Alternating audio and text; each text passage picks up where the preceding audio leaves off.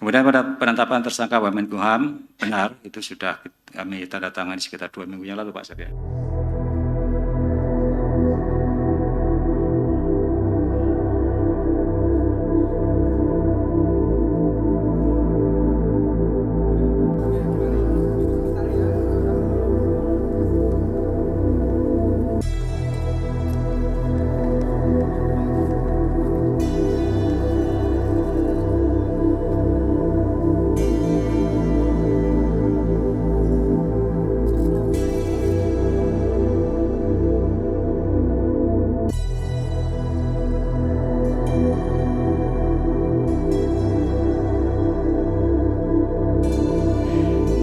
Kemudian pada penetapan tersangka Wamenkumham, benar itu sudah kami tanda tangani sekitar 2 minggu yang lalu Pak Sabya.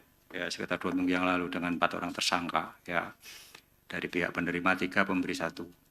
Itu clear. Ya. Saya Ihsan Sitorus. Saksikan program-program Kompas TV melalui siaran digital, pay TV, dan media streaming lainnya. Kompas TV, independen, terpercaya.